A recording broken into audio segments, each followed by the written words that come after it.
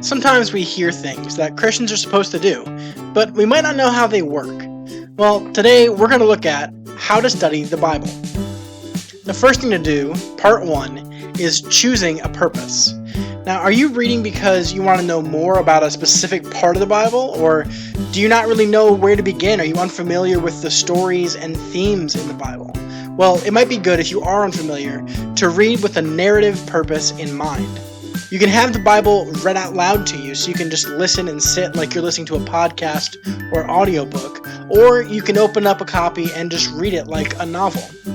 If you're trying to gain a greater understanding of a specific part of the Bible, though, or if you want to study out a particular story, idea, or concept, then you'll be reading for the purpose of analysis.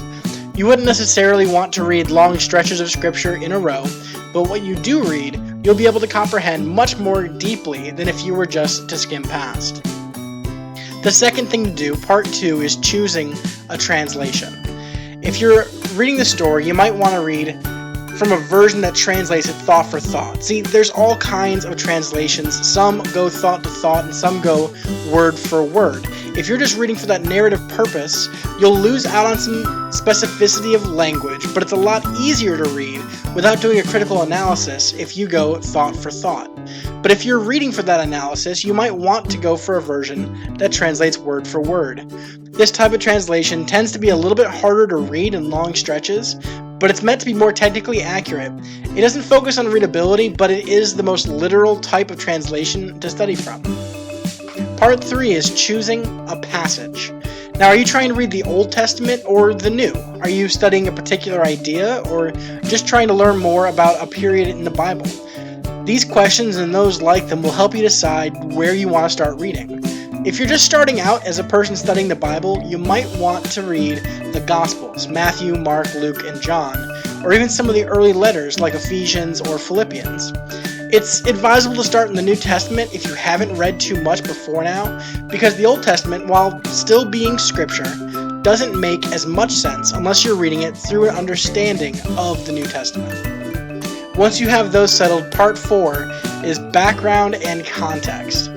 In a lot of Bibles, you'll see a bunch of pages before each of the books of the Bible. These are also available online. You can do a Google search for them. But these are important to help you understand when this particular book of the Bible was written, to and by whom, and in what context. Knowing these things can help you better understand what you're reading.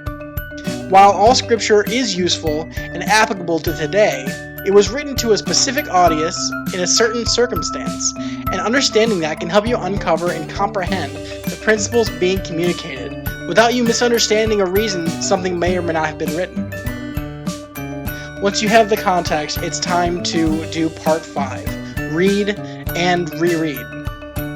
This step again depends on your previous answers.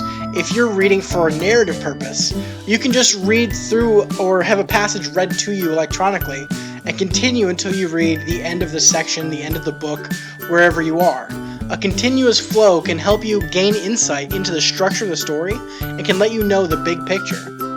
If you're reading for analysis, it's often wise to go back and reread a passage several times. You might want to highlight a portion of it or underline something. It's also good to take some time to meditate and pray about what you just read to help it sink in and to comprehend it. It's also always good to have a couple different versions handy, whether it's electronic or hard copies. Or you can even use a resource like a lexicon or a reference guide so that you can know exactly what's supposed to be said and what other experts have said about these things. Another tool you can have is an interlinear, which gives you a word-for-word translation of the original Greek right there in the passage. All the things I've mentioned and a few other resources are going to be linked in the description down below. Feel free to use those in your study. The last thing, most important thing maybe, is part 6, and that is application.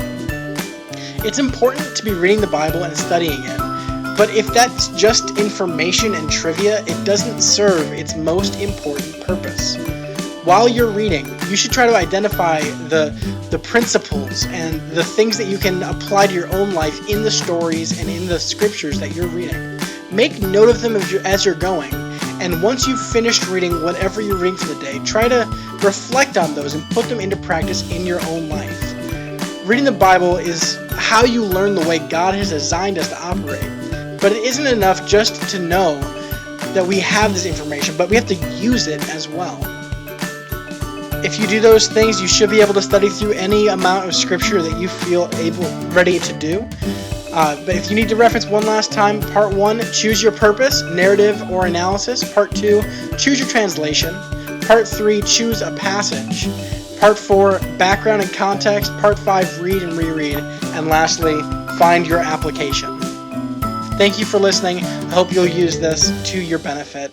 You are loved.